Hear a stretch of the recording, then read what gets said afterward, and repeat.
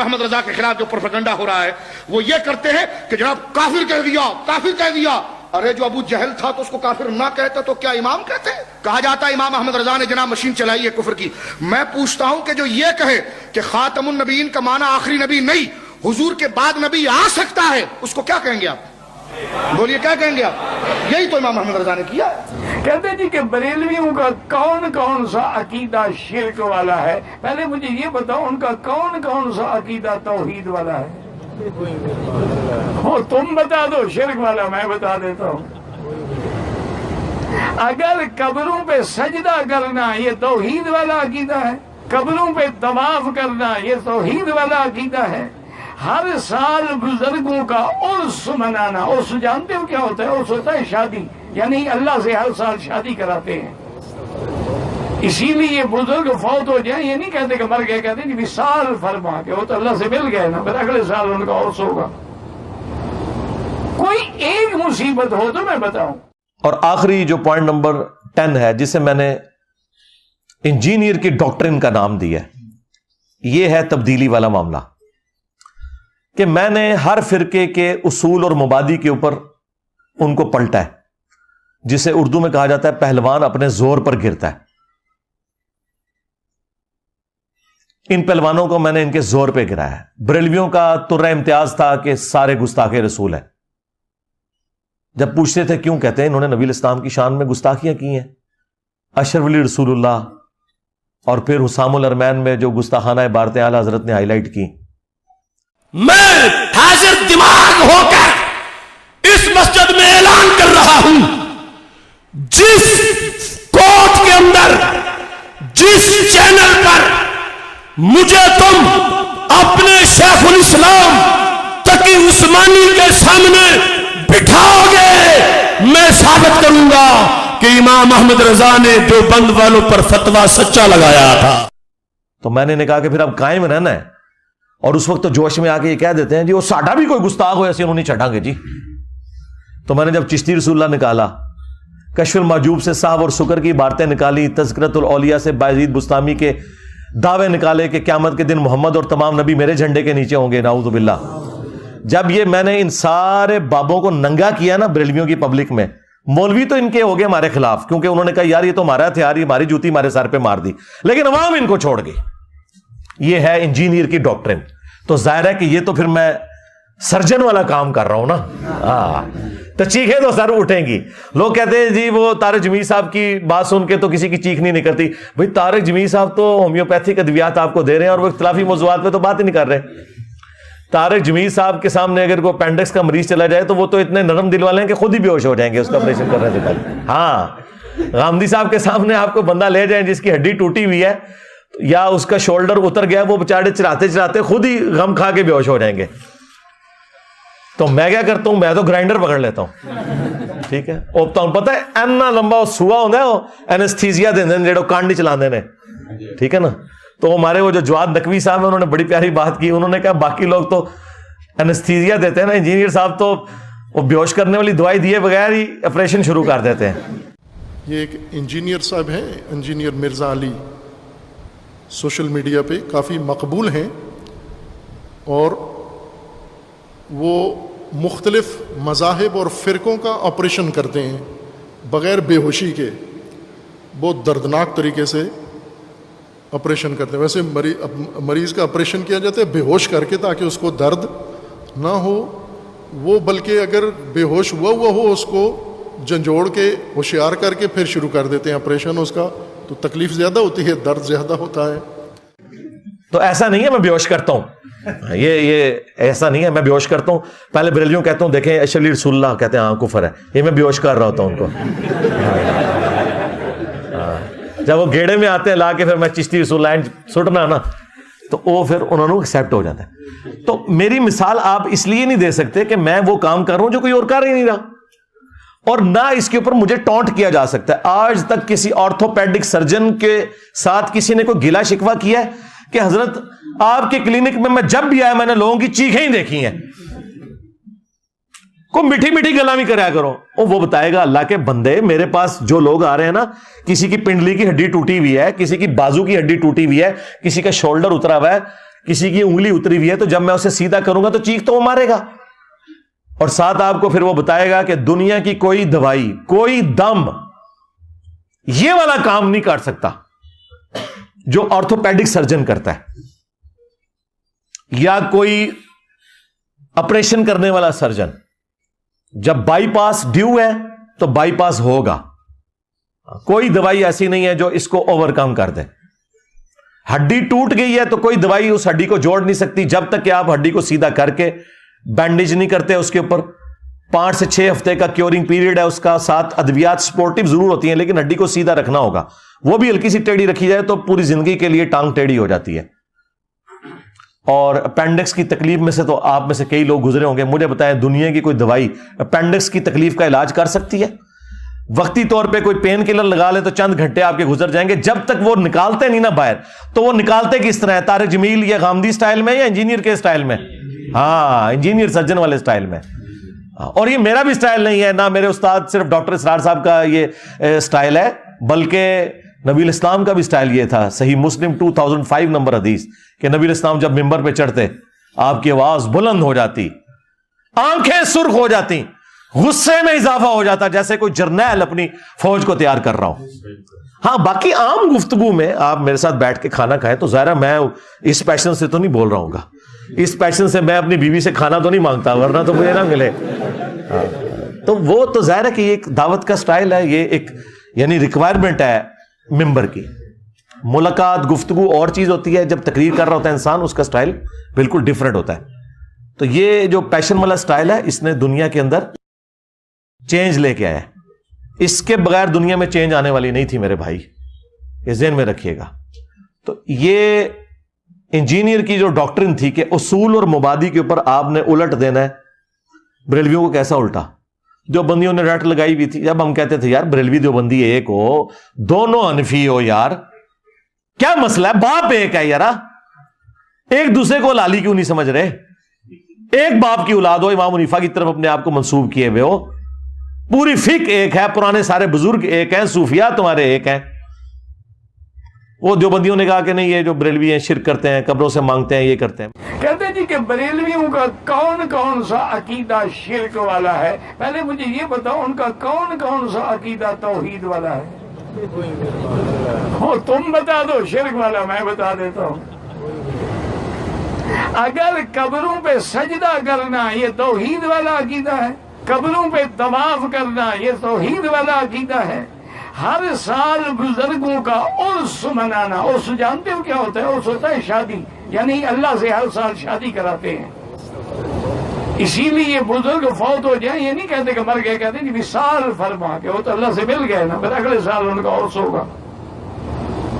کوئی ایک مصیبت ہو تو میں بتاؤں. میں نے وہ سارے واقعات دیوبندیوں کے بزرگوں سے بھی ثابت کیے. اب مجھے بتائیں بند گلی میں داخل ہو گئے، وہ بھاگنے کا راستہ ہے. تو یہ پہلوان کو میں نے ان کے زور پہ گرایا.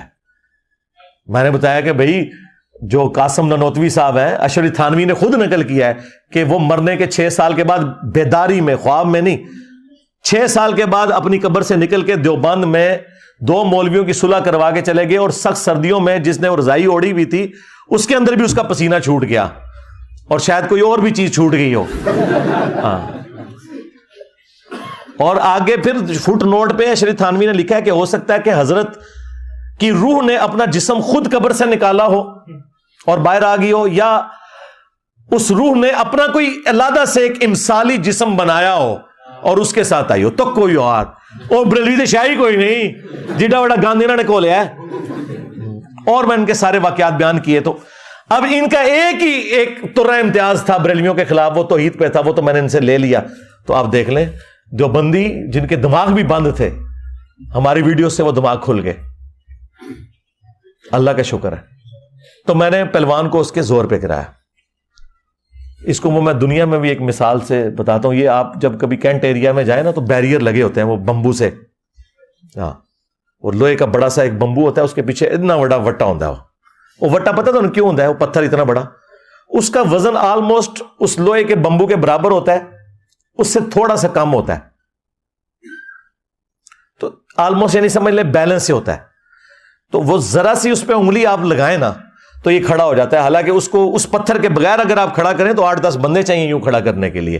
تو انہوں نے وہ بیلنس کیا ہوتا ہے اس پتھر کے ذریعے, تاکہ ایک عام آدمی بھی, اسی لیے اس کو رسی سے باندھا ہوتا ہے, وہ تھوڑا سا وزن اس کا زیادہ ہوتا ہے, وہ رسی چھوڑتا ہے ویسے ہو جاتا ہے. یا اگر وہ رسی نہ بھی ہو, ہلکی سی انگلی کا اشارہ بھی کرے تو بمبو کھڑا ہو جاتا ہے. اے جناب او میں ایڈے وٹے فٹ کیتے ہیں. ہاں, اشعری رسول اللہ, چشتی رسول اللہ, ہلکی جی انگلی لانا نا اینڈ کر کے پھر کہنا تھا اڈ کے پرے جاتا ہے. ہاں, یہ اصول مبادی ہے. اہل حدیث کا کیا تھا ترہ امتیاز؟ اہل حدیث کا تو نام ہی لوگوں نے یہ رکھا ہوا تھا کہ جی اے بخاری کرتے ہیں. جناب بخاری دی ایک حدیث نے اہل حدیث فرقے دی موت کرتی ہے, اور کتبہ لکھا ہوا ہے اہل حدیث فرقے کی موت صحیح بخاری 2812 کی وجہ سے ہوئی. وَيْحَ عَمَّارَ تَقْتُلُهُ الْفِئَةُ الْبَاغِيَةُ يَدْعُوهُمْ إِلَى اللَّهِ وَيَدْعُونَهُ إِلَى النَّارِ. افسوس اے عمار, تجھے باغی جماعت قتل کرے گی, تو انہیں اللہ اور جنت کی طرف بلائے گا, وہ جماعت جہنم کی طرف. یہ مرزا جہلمی چھپا ہوا رافضی اہل سنت کا لبادہ اڑا ہوا, وہ بدبخت ہر وقت ہر ٹائم اس خاندان کے اوپر حملہ آور, اس خاندان کی توہین و تشنیع کرنا. ایک حدیث گڑی ہوئی ہے, ایک حدیث گڑی ہوئی ہے, ایک حدیث گڑی ہوئی ہے, یعنی مفہوم گڑا ہوا. حدیث تو درست ہے, کہتا ہے عمار کو فیا باغیہ قتل کرے گا, وہ عمار کو جہنم کی طرف بلاتا ہوگا. معاذ اللہ, وہ عمار کو جہنم کی طرف بلاتا ہوگا. اور یہ جو جہنم کی طرف بلانے والا گروہ تھا نا, معاذ اللہ, یہ امیر معاویہ کا تھا. امیر معاویہ نے قتل کیا تھا, امیر معاویہ معاذ اللہ جہنم کی طرف بلانے والے. جہلمی کہتا ہے نہیں جی نہیں, وہ تو گروہ جہنم کی طرف بلانے والے. خیر یہ ایک حدیث کیا, درجنوں حدیثیں بخاری مسلم سے. بنو امیہ کا جب مسئلہ آیا نا تو یہ اپنے اصول میں فیل ہو گئے. ان کی بخاری مسلم رفع الیدین تک ہی رہی, تو ان کے اصول پہ ان کو گرایا. اہل تشیع کو ان کے اصول کے اوپر گرایا ہے کہ تمہیں سب سے بڑا ایشو کیا ہے. وہ یہ کہتے ہیں کہ ہمارے اوپر آپ لوگ الزام لگاتے ہو کہ ہم صحابہ کو گالیاں دیتے ہیں, اور تم لوگوں کی جرت نہیں کہ تم اپنی کتابوں سے یہ بتا سکو کہ سب سے پہلے مولا علی علیہ السلام پہ لعنت شروع کی تھی بنو امیہ نے, اور واقعی کوئی نہیں بتاتا تھا. کس نے بتایا؟ مودودی صاحب ایک بندے تھے جنہوں نے بتایا, خلافت و ملوکیت لکھ کے سارے لوگ ان کے خلاف ہوئے. میں نے بخاری مسلم سے نہ صرف ان کا مقدمہ ثابت کیا کہ یہ درست ہے, پھر میں نے اگلا سٹیپ بھی طے کروایا. اور اگر ہم کسی پر لعنت بھیجتے ہیں تو یہ ہمیں حکم ہے کہ ہم لعنت بھیجیں. میں نے کہا کھولو اب تم اپنی کتاب نہج البلاغہ, جس میں مولا علی علیہ السلام کا خطبہ ہے کہ عین جنگ صفین کے موقع پر میدان جنگ میں کچھ اصحاب نے مخالف پارٹی پہ سب و شتم کیا, تو مولا علی نے انہیں کہا کہ انہیں گالی گلوچ نہ کرو, علمی طریقے سے ان کی غلطی ان پر ہائی لائٹ کرو, تاکہ جو حق سے آری لوگ ہیں یہ راہ حق پر واپس آ جائیں. یہ نہج البلاغہ میں مولا علی کا خطبہ ہے. اس کے علاوہ کئی اور خطبات میں نے پیش کیے کہ تم علی کے شیعہ ہو یا بنو امیہ کے شیعہ ہو, علی تو میدان جنگ میں بھی گالی نہیں نکالنے دے رہے, اور تم 1400 سال بعد بھی گالیاں نکال رہے ہو. ہاں علمی طریقے سے اس زمانے میں بھی آپ حق کو ہائی لائٹ کریں, آج بھی کریں, بالکل درست ہے. تو میں نے ان کے اصول اور مبادی کے اوپر ان کو پکڑا. ان کا مسئلہ تھا کربلا کا, بنو امیہ کا, اسی اصول کے اوپر اسے ایکسیپٹنس دی, اور پھر اسی اصول کے اوپر اگلے معاملات ان کے ساتھ طے کیے. عقیدوں میں مسئلہ تھا توحید کا, تو میں نے انہیں کہا یار صبح و شام تمہارے اذکار میں ہے, سورۃ النمل کی آیت نمبر 62, امن یجیب المضطر اذا دعا ویکشف السوء ویجعلکم خلفاء الارض االہ مع اللہ. بھلا بتاؤ تو کون ہے جو مصیبت اور پریشانی میں گھرے ہوئے شخص کی فریاد کو سنتا ہے, اس سے اس کی تکلیف کو دور کرتا ہے, تمہیں زمین پر اگلوں کا خلیفہ کرتا ہے. االہ مع اللہ, کیا اللہ کے ساتھ کوئی اور الہ بھی ہے جو تمہاری تکلیف دور کرے, جس سے تم دعائیں مانگو؟ اور صبح و شام کے سنت اذکار میں شیعہ کے ہاں یہ دعا پڑھی جاتی ہے, قرآن کے اندر یہ آئی ہے. میں نے کہا ترجمہ پڑھ لو. جو اللہ سے قرب رکھتا ہوگا وہی غیب سے مدد مانگ سکتا ہے, وہی وہاں سے پیغام لے سکتا ہے, وہ وہیں سے غیبی مدد لے سکتا ہے. تبھی تو ہم اور آپ جاتے ہیں اللہ کے خاص بندوں کے پاس, اولیاء الہی کے پاس, متقی پرہیزگاروں کے پاس, اور جو اللہ کا قرب رکھتا ہے وہی اللہ سے غیب کی مدد لے سکتا ہے. اللہ سے مدد وہ لے گا. بہت سے لوگ کہتے ہیں ہمیں ڈائریکٹ اللہ سے بات کرنی چاہیے, ہم اللہ سے خود بات کریں گے, ہمیں کسی وسیلے کی ضرورت نہیں ہے. اس کو دیکھو تو صحیح, یہ ہے کون؟ اس نے اپنا قد دیکھا ہے, اس نے اپنا چہرہ آئینے میں دیکھا ہے, اس کی حیثیت ہے کہ ڈائریکٹ اللہ سے بات کرے؟ ڈائریکٹ اللہ سے بات کرنے کا دعویٰ یا محمد کریں یا علی کریں, اہل تقوی کو حق ہے کہ وہ اللہ سے بات کریں. کہنے جی یا علی مدد کہنا بدعت ہے. اچھا بولتے ہمیں, تشریح آپ کریں گے؟ یا علی مدد کا مطلب مولا علی سے دعا مانگنا ہے, یہ وسیلہ اور توسل نہیں ہے. ہمیں نہیں اردو آتی, عربی نہیں آتی. وسیلہ اور توسل تو یہ ہے کہ اے اللہ تجھے اپنے نبیوں کا واسطہ, تجھے صحابہ کرام کا واسطہ, تجھے اہل البیت کا واسطہ, تجھے مولا علی کا واسطہ, اے اللہ تو میرا کام کر دے. یہ ہوتا ہے وسیلہ. وسیلہ یہ ہوتا ہے کہ یا علی مدد, آپ میری مدد کریں. یہ وسیلہ توسل نہیں ہے, یہ استعانت ہے, اور یہ اللہ کا حق ہے. اور پھر میں نے کہا کہ کھولو ناج البلاغہ میں مولا علی نے جو حسن ابن علی کو خط لکھا ہے, اپنے بیٹے کو کہا اے بیٹا تو اس کی اولاد ہے جس نے عنقریب مر جانا ہے, فنا ہو جانا ہے. اس نے فنا کے لفظ ہیں, حالانکہ وہ اللہ کی جنتوں میں زندہ ہے, جسم مبارک بھی ان کا سلامت ہوگا, لیکن ان کا علی نے تو فنا ہو جانا ہے, اور اس ایک ذات نے باقی رہنا ہے. اے حسن تجھے جب بھی کوئی مصیبت اور پریشانی ہو اللہ ہی سے مدد مانگنا, اور یاد رکھنا میرے بیٹے حسن, اللہ کا دربار وہ درگاہ ہے کہ اس نے اپنا کوئی دربان بھی مقرر نہیں کیا کہ جس کی اجازت کے ساتھ اندر آنے کی ضرورت پڑے. اور پھر ساتھ مولا علی نے کہا کہ نہ اس نے اس چیز کو ضروری ٹھہرایا کہ تو کسی کا وسیلہ بیچ میں ڈالے, کسی کا واسطہ دے اللہ کو. اللہ نے یہ بھی کوئی ضروری نہیں ٹھہرایا. یہ بھی الفاظ موجود ہے ناج البلاغہ میں. تسی یا علی مدد لے کے بیٹھے ہو, مولا علی نے کہہ رہے کہ واسطے وسیلوں کی بھی ضرورت نہیں ہے. آپ مجھے بتائیں کہاں بھاگیں گے یہ؟ اور پھر مولا علی کا وہ خطبہ جو ناج البلاغہ میں موجود ہے, حضور کی میت پہ کہہ رہے ہیں یا رسول اللہ آپ کی موت اگلے انبیاء کی سی نہیں ہے, آپ کی موت نے آسمان کا زمین سے رشتہ منقطع کر دیا, اب قیامت تک کوئی غیبی خبر نہیں آئے گی. تواڈے سارے کشف, الہام, ٹھیک ہے جی, عقیدہ امامت اس اعتبار سے کہ اسے ڈیوائن مانا جائے, سب کچھ فارغ کر دیا مولا علی نے. اگر مولا علی کہہ رہے ہیں کہ آسمان سے خبر ختم ہو چکی ہے, مولا علی کو اگر خبر نہیں آ رہی تو بعد والے تو شاہی کوئی نہیں. پھر آج کوئی بابا آ کے دعویٰ کرتا جی منو فلاں آیا ہو گیا تو ہو گیا. اور دوسرا انہوں نے کہا یا رسول اللہ اگر آپ نے ہمیں منع نہ کیا ہوتا تو یہ جو غم ہم پر آیا نا, ہم اپنی جان یہاں دے دیتے رو رو کے, ماتم بھی فارغ ہو گیا. تو آپ اندازہ کریں ان کے اصول اور مبادی کے اوپر یہ سارے کے سارے معاملات میں لے کے چلا. قادیانی دیکھ لیں, انہیں یہ تھا کہ ہم بڑے کمزور ہیں, ہمارے پر ظلم ہوتا ہے, ہم علمی بات کرتے ہیں, ہم سے کوئی بات نہیں کرتا. میں نے ان کے اصول اور مبادی کے اوپر ان کو گرا دیا کہ تمہارا یہ جو دجال تھا اس نے تو اپنی کتابوں میں حدیثوں کے حوالے تک غلط دیے ہوئے ہیں, وہ حدیثیں وہاں پہ موجود ہی نہیں ہیں جو اس نے حوالے دیے ہوئے ہیں. پلس اس نے جو اصول اور مبادی کھڑے کیے ہیں قرآن و سنت سے دلائل کے, وہ تم خود پڑھ کے دیکھو, ان چیزوں کا لینا دینا ہی کوئی نہیں ہے. بخاری سے لا کے حدیث پیش کرتے ہیں کہ عبداللہ ابن ابی اوفا کہتے ہیں کہ حضور کا بیٹا اگر ابراہیم اگر یہ جوانی کی عمر کو پہنچتا تو یہ بھی پیغمبر ہوتا.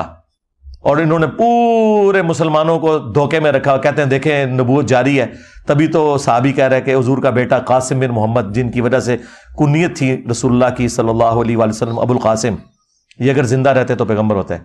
وہ حدیث جو ہے وہ یہ ہے کہ حضرت ابراہیم جو حضور صلی اللہ علیہ وآلہ وسلم کے ماریہ قبطیہ کے بطن سے فرزند تھے, جب آپ کا وصال ہوا تو حضرت اقدس محمد رسول اللہ نے ان کو لحد میں اتارتے ہوئے فرمایا لو آشا لکانا صدیقا نبیا, یہ میرا بیٹا اگر زندہ رہ جاتا تو صدیق نبی ہوتا. یہ جو بعض لوگ, بعض علماء اس سے نکلنے کی کوشش کرتے ہیں, اس کے مفہوم سے باہر جانے کی کوشش کرتے ہیں, یہ کہہ کر کہ اس سے مراد یہ ہے کہ اسی لیے اللہ تعالیٰ نے مار دیا کہ نبی نہیں آ سکتا تھا, اگر نبی آ سکتا تو ان کو وفات کر دیتا. مولا علی قاری نے اس کو سختی سے رد فرمایا ہے. انہوں نے کہا یہ خدا تعالیٰ کی شان کے خلاف بات کرتے ہو. ہم نے کہا آگے چل, آگے لکھا ہے ابن ابی اوفا کہتے ہیں کہ چونکہ رسول اللہ پہ ختم نبوت ہو چکی ہے اس لیے آپ کا کوئی بچہ جوانی کی عمر کو پہنچے نہیں, کیونکہ سلسلہ نبوت ختم ہو چکا ہے. تو نے اتنا جملہ لیا کہ قاسم زندہ رہتا تو وہ نبی ہوتا. میں بھی کہتا ہوں کہ حضور کا اگر کوئی بیٹا جوانی کی عمر کو پہنچتا تو نبی ہوتا, اگر حضور خاتم النبیین نہ ہوتے. آگے لکھا ہوا ہے اور یہ قرآن میں بھی ہے, ما کان محمد ابا احد من رجالکم ولکن رسول اللہ و خاتم النبیین. محمد تم مردوں میں سے کسی کے باپ نہیں ہے، ان کا تو اپنا بیٹا بھی مرد نہیں بنے گا، چاہے جائے کہ زید ابن حارثہ کو کوئی ان کا بیٹا مان لے۔ کیوں؟ وہ کسی مرد کے باپ کیوں نہیں ہے؟ اس لیے کہ وَلَٰكِن رسول اللہ و خاتم النبیین، چونکہ وہ اللہ کے رسول اور خاتم النبیین ہے، لہذا ان کا کوئی بیٹا جوان نہیں ہوگا۔ کیونکہ یہ تو بڑی عجیب بات تھی کہ ابراہیم کا بیٹا پیغمبر ہو اور محمد رسول اللہ کا بیٹا پیغمبر نہ ہو، یہ ہو نہیں سکتا تھا۔ تو اللہ نے کلیئر کیا کہ ان کے بیٹا پیغمبر اس لیے نہیں کہ یہ خاتم النبیین ہے، ان کا کوئی بیٹا اپنا جوانی کی عمر تک پہنچے گا بھی نہیں۔ تو ہر فرقے کو اس کے اصول اور مبادی کے اوپر گرایا۔ یہ تھی انجینئر کی ڈاکٹرن، یہ ایک سرجن والا کام تھا، اس کی وجہ سے چیخیں بھی نکلیں۔ ظاہر ہے میں کام ہی ایسا کر رہا ہوں، اب یہ کام اس کے بغیر ہو نہیں سکتا۔ اور جو یہ مجھے آ کے مشورے دیتے ہیں، چھੱਡ دو منو مشورے دینے بند کرو، تو اسی کر کے دسو، مجھے وہ مشورہ دے جو خود یہ کام کر کے بتائے۔ اور تمہارے خلاف تو مولوی نام لیے بغیر اشارتاً تقریر کر دے، تسی ایک مہینہ مسیتی نہ وڑ دے ڈر دے مارے، گلا منو کر دے ہو آ کے۔ ہاں جائے میں نے تو کئی بار لوگوں کو کہا جن کو بڑا شوق ہے نا کہ ہم بڑے اچھے طریقے سے دعوت کر سکتے ہیں، میں نے کہا ایک حدیث لے جاؤ مسلم کی 2245 کہ میں تمہیں منع کرتا ہوں قبروں پر عمارت بنانے سے، قبروں کو پکا کرنے سے، اس پہ مجاور بن کے بیٹھنے سے، خرچہ سارا میں اٹھاتا ہوں تمہارا، ٹھیک ہے؟ گال میں ایک طرف شہد رکھ لو، ایک طرف گڑ رکھ لو، اور جا کے داتا دربار لوگوں کو دعوت دو کہ میٹھے میٹھے اسلامی بھائیوں، ہاں میں اپنے نبی کی حدیث ماشاءاللہ ایک پازیٹیو انداز میں بیان کرنے آیا ہوں، سبز پگڑی بھی باندھ لو۔ ہاں حدیث سنائے، اس کے بعد کہ یہاں پہ سید صاحب دفن ہے، آج ان کی روح کے صالح ثواب کے لیے، ان کی روح کو خوش کرنے کے لیے ان کا مزار توڑنے سے ہی ہم سنت کا آغاز کرتے ہیں۔ ہاں تو لگ پتہ چاہے گا، یہ باتیں کرنا آسان ہے۔ تو یہ ہماری مجبوری تھی، یہ تبدیلی لانے کے لیے انجینئر کی ڈاکٹرن کی ضرورت تھی۔ اس کے علاوہ کسی کے پاس کوئی ہے طریقہ، وہ ضرور اڈاپٹ کرے اور تبدیلی لا کے بتائے۔ دنیا میں کئی علماء آئے، پوری تنظیمیں بنائی، ہزاروں لاکھوں لوگ چینج کیے، اپنے زوم میں اپنے فرقے کے ساتھ اٹیچ کیے، تبدیلی کوئی بھی نہیں آئی ہے۔ یہاں پہ آپ دیکھیں، اور یہاں تو جب ہم چھوٹے چھوٹے تھے نا، تو کبھی کوئی ایک خبر آتی تھی سالوں بعد کہ فلاں بندہ جو ہے نا اہل حدیث سے بریلوی ہو گیا، کوئی بریلوی سے دیوبندی ہو گیا، ایتھے لینڈ لگی ہے جی، ساڑھے کو لائف سٹوریاں نہیں پہ پوریاں ہوندیاں۔ اپنے کٹر فرقے چھوڑ دیے لوگوں نے، بلکہ کٹر ہی ٹوٹ گئے ان کے۔ ہاں تو یہ تبدیلی کیوں آئی ہے؟ اس کے پیچھے یہ انجینئر کی ڈاکٹرن والا معاملہ ہے۔ اور سب سے بڑی بات، اس سسٹم سے ہم نے کچھ بھی حاصل نہیں کیا سوائے یہ کہ میری لائف ونریبل ہوئی، میری فیملی کی لائف ونریبل ہوئی، میرے ٹیم ممبرز کی لائف ونریبل ہوئی، ان کی فیملیز کی لائف ونریبل ہوئی۔ ہم نے اس سسٹم سے کچھ حاصل نہیں کیا۔ یا ہوتا نا کہ ہم نے چندہ بک ہوتی اور ہمارے لوگ سارے کام چھوڑ کے یہ کام کر رہے ہوتے ہیں۔ ہمارے جتنے لوگ ہیں اپنا کام کرتے ہیں، سب والنٹیئرز ہیں، اپنا اپنا کام کرتے ہیں۔ صرف اتوار والے دن آ کے انہوں نے اپنی کمٹمنٹ کرنی ہوتی ہے، اور فیس باللہ پھر اپنے کاموں میں لگ جاتے ہیں۔ کسی کی دکان ہے تو دکان پہ ہے، کوئی ملازم ہے تو ملازمت کرتا ہے۔ میں نے تو کسی کو یہاں پہ بھرتی نہیں کیا ہوا، اللہ کا شکر ہے۔ تو سب لوگ والنٹیئرلی کام کرتے ہیں۔ تو ہم نے اس سسٹم سے حاصل تو کچھ بھی نہیں نہ کیا۔ اگر سسٹم سے کچھ حاصل کیا ہوتا تو پھر آپ کہہ سکتے تھے کہ جی، اور پھر کہتے ہیں ایک فرقہ بنائے گا، سرکار 15 سال ہو گئے نا، وہ کتنا فرقہ جڑا بنایا ہے بھائی؟ فرقے کے لیے چندہ بک ہوتی ہے، مدرسہ ہوتا ہے، مسجد۔ میری کوئی ایک مسجد بتا دو، کوئی چندہ بک بنا دو، کوئی مدرسہ بتا دو۔ نہیں، تمہارے پیچھے نمازیں پڑھ رہے ہیں، تمہیں چندے دے رہے ہیں، تو فرقہ کہاں سے بن گیا بھائی؟ کسی چیز کو مچھلی ثابت کرنے کے لیے مچھلی والی خوبیاں چاہیے نا۔ گھوڑے کو آپ مچھلی ثابت کرنے کی کوشش کریں گے تو آپ کو لوگ پاگل ہی کہیں گے نا۔ تمہارے بزرگوں والا کوئی گند میرے اندر موجود نہیں، کیونکہ وہ گند اس لیے کہ آپ کہتے ہو نا یہ فرقہ بنا رہا ہے۔ تو پھر جنہوں نے فرقے بنائے ہوئے ہیں، وہ جو گند کرتے رہے ہیں، ان کا کوئی ایک گند مجھے بتا دو کہ تمہارے اندر بھی وہ والا گند موجود ہے۔ کوئی کتاب لکھ کے میں نے لوگوں کے حوالے کی ہو، کتابیں تو یہ وہی ہیں۔ کوئی فرقہ بنایا ہو، کوئی چندہ بک بنائی ہو، یہ میں کہتا ہوں فلاں کے پیچھے نماز نہیں ہوتی، میں کہتا ہوں ساروں کے پیچھے نماز ہوتی، سارے مسلمان ہیں۔ تو اس سسٹم سے کچھ بھی حاصل نہیں کیا، تو اس طرح کے جھوٹے زمان لگا کے اپنی بدنامی کماتے ہیں۔ اب تو دیکھیں معاملات آگے جا چکے ہیں، اب تو یہ صرف گالیاں ہی دیتے ہیں، چھوٹے چھوٹے کلپ کارڈ۔ اور دیکھیں ہر درخت اپنے پھل سے پہچانا جاتا ہے۔ ان کے بزرگان دین کا درخت یہ ہے کہ ان کے علماء بھی اور پبلک بھی میرے چھوٹے چھوٹے کلپ آؤٹ آف کانٹیکسٹ کاٹ کے نا مجھے بدنام کرتے ہیں۔ اور ہمارے کسی اسٹوڈنٹ نے کبھی کسی عالم دین کا آؤٹ آف کانٹیکسٹ کلپ کاٹ کے کسی کو بدنام کیا ہے؟ مجھے کوئی ایک کلپ دکھا دیں۔ تو بتائیں پھر استاد کامل کون سا ہوا؟ کس کی تربیت کامل ہے کہ اس کا کوئی اسٹوڈنٹ اپنے مخالفین کا آؤٹ آف کانٹیکسٹ کلپ نہیں کاٹتا؟ اور ان کے سارے یہی کام کرتے ہیں، کلپ 3-3 4-4 سیکنڈ کے. یار 4 سیکنڈ میں آپ کے کیا، بلکہ اگلے دن وہ ہمارے میر صاحب کو انہوں نے بلایا تھانے میں نا، کچھ مہینے پہلے کی بات ہے، جب انہوں نے FIR کٹوائی تھی، وہ جو فارغ ہوئی، تو وہ کلپ کاٹ کے پتہ کیا دیا ہوا؟ اس میں الفاظ تھے کہ معاویہ کا پیٹ پھر پوری زندگی نہیں بھرا، یہ کلپ کٹا ہوا ہے. تو وہ پوچھتا ہے یہ آپ نے کیا کہا؟ بھئی ہم نے نہیں کہا، یہ اس حدیث کے راوی نے کہا ہے جس نے وہ حدیث روایت کی دلائل النبوہ امام بیہقی کی کتاب میں کہ نبی علیہ السلام نے کہا تھا کہ اس کا خدا پیٹ نہ بھرے، اور وہ راوی حدیث کہتا ہے کہ حضور کی پھر یہ بدوا لگ گئی اس کو اور مرتے دم تک اس کا پیٹ نہیں بھرا. یہ حدیث میں راوی کے الفاظ تھے. انہوں نے اگلا جملہ صرف کاٹا کہ معاویہ کا پیٹ پھر مرتے دم تک نہیں بھرا. ان کا یہ انجینئر کہہ رہا ہے. کتنے ظالم ہیں. اس طرح چھوٹے چھوٹے کلپ کاٹتے ہیں. میں تو اگلے دن اپنے بھائیوں کو کہہ رہا تھا، میں جس پیشن سے بیان کرتا ہوں وہ بخاری مسلم کی حدیث کہ نبی علیہ السلام غزوہ حنین کے موقع پر جب 12,000 کا لشکر آپ کو چھوڑ گیا، آپ 80 لوگوں کے ساتھ اکیلے آگے بڑھے.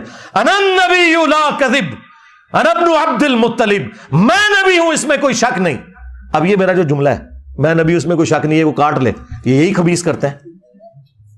میں عبد المطلب کا بیٹا ہوں، اس میں کوئی شک نہیں. یہ تو میں تو حدیث بیان کر رہا ہوں. تو کلپ تو اللہ کی کتاب سے بھی کاٹا جا سکتا ہے، بخاری مسلم سے بھی کاٹا جا سکتا ہے. قرآن میں لکھا ہے عیسیٰ ابن مریم اللہ کے بیٹے ہیں. ہاں لکھا ہوا ہے، لیکن ساتھ لکھا ہے لقد کفر الذین قالوا ان اللہ هو المسیح ابن مریم. بے شک وہ کفر کر رہے ہیں جو کہہ رہے ہیں کہ اللہ ہی عیسیٰ ابن مریم ہے.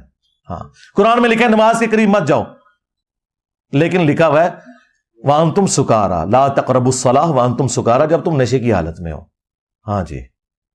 تو میرے بھائی کلپ تو اللہ کا بھی کاٹا جا سکتا ہے، کلپ تو رسول اللہ کا بھی کاٹا جا سکتا ہے، لیکن یہ جو کلپ کاٹنے والے ہیں نا، یہ ثابت کر رہے ہیں کہ یہ دین کے غدار ہیں، یہ دشمن ہے دین کے، کہ جو مجاہد دین کا کام کر رہا ہے اس کی لائف کو بھی ونریبل کر رہے ہیں. مجھے تو فرق نہیں پڑتا، میں نے تو اپنی لائف ونریبل کی ہوئی ہے، میں نے آپ کو بتایا، مجھے کوئی فرق نہیں پڑتا. میں اب اس لائف کے ساتھ اللہ نے مجھے مانوس کر دیا ہے، اگرچہ میرے لیے مشکل زندگی ہے، لیکن میں اس کے ساتھ مانوس ہو چکا ہوں، مجھے کوئی فرق نہیں پڑ رہا. لیکن تجھے ہی نہیں جے بچنا. ہاں انشاءاللہ تعالی جو کہتے ہیں بند کمرے چ بہ کے، ہاں بند کمرے چ بہ کے تواڈے تالے تروڑ دیتے نے، تواڈے بابیاں دے دماغاں دے تالے تانوں لگے ہوئے تروڑ دیتے نے اللہ کے فضل سے الحمدللہ. تو ہمیں کوئی فرق نہیں پڑتا. لیکن میں صرف یہ بتا رہا ہوں کہ میں نے اپنے مخالفین کو بارہا ریکویسٹ کی ہے کہ اگر تم لوگ چاہتے ہو نا کہ تمہارے فرقے 10 15 20 سال اور نکال جائیں تو میرے بارے میں خاموشی اختیار کر لو، کیونکہ اگر تم بولو گے تو میں تو نہیں چھوڑوں گا.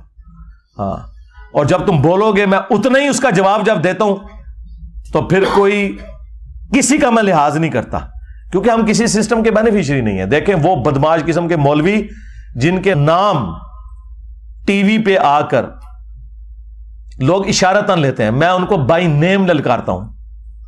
ہے کسی کی جرت دبک جاتے ہیں. ہاں بعد میں پیغام جاتے ہیں جو علی بھائی ذرا ہاتھ ہولا رکھو ہے تسی، میں تے کہنا نہیں چاہتا تیری ایسی دی تیسی. تو منو کیا ابو بکر دا گستاخ نئے فتنے ابھار دیں. جناب کوئی انجینئر بہ کے، جناب کوئی پلمبر بہ کے، جناب کوئی جناب کرنڈی مین بہ کے، جناب کوئی مستری بہ کے، وہ حضرت جناب سیدنا صدیق اکبر دے بارے گل کر رہا ہے. شکل نہیں دیکھی وچوں نے اپنی ہے، اوتھے بہ کے بند کمرے گل کر رہے تھے. میدان چاہو تو ہم دسیے جناب سیدنا صدیق اکبر کہندے کنوں جڑا اپنے حجرے دی مسجد تو باہر نہ نکل سکے، او انہاں دے بارے گل کرے جنہاں حضور دی خاطر سارا کچھ قربان کیتا، جنہوں گھر 2 وقت دی روٹی نہ میسر ہوئے، او حضرت جناب سیدنا صدیق اکبر دے بارے گل کرے. اے تے میدان حضرت جناب سیدنا صدیق اکبر حضور سید عالم صلی اللہ علیہ وسلم نال جدو ہجرت دے موقع تے چلے تے این بے کے اندر کتاباں جناب کیڑا بن کے تے جناب 4 یوٹیوبراں نال تے جناب این نہیں گل بندی، اے دین نو ڈھان والیاں گلاں. دیکھا کیسی منجی ٹھوکی ہے. ہاں کسی کی جرت نہیں، نہ مرے ہوں کی نہ زندوں کی. کیوں کہ آپ سب لوگ اگر کوئی دل میں خیال بھی آتا تھا چپ کر کے بیٹھ جاتے تھے، ان سے ڈرتے تھے.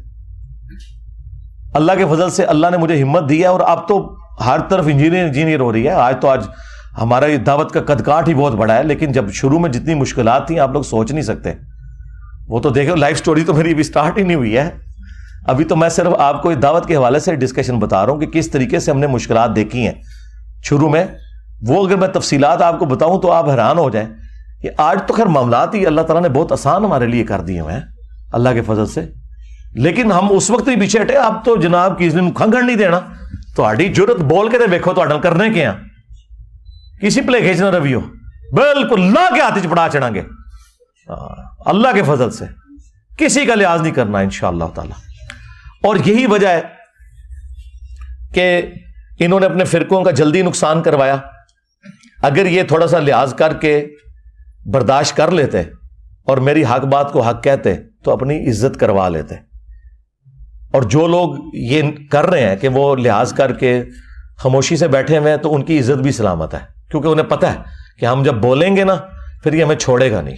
میں کئی علماء کو ملوں, میں نے انہیں ریکویسٹ کی کہ تہاڈا ایک میرے خلاف کوئی کلپ آ جائے نا تو فائدہ ہو جائے گا تہاڈی پبلک نو. کہندے نا نا نا تھوڑی بہت جڑی ساڈی عزت ہے وہ رہن دے. ہاں کیونکہ انہیں پتہ ہے کہ کیا بولیں گے خلاف. جب بولیں گے تو میں تو سارے حقائق رکھوں گا. کیسے بول سکتے ہیں؟ میں سب کچھ کھول کے کتابوں سے سامنے رکھ دوں گا. اگر آپ کو یقین نہیں آتا تو آپ نیو ٹی وی والا وہ رمضان کا پروگرام آپ نے فرقہ واریت والا دیکھ لیا نا, کس طرح ننگے ہوئے ہیں یہ مولوی. کوئی چیز ان کے پلے بچی ہے مجھے بتائیں؟ اگر کسی کو کوئی زوم بھی تھا نا تو وہ نکل گیا. اللہ کے فضل سے ایک ایک چیز کھول کے سامنے رکھی ہے.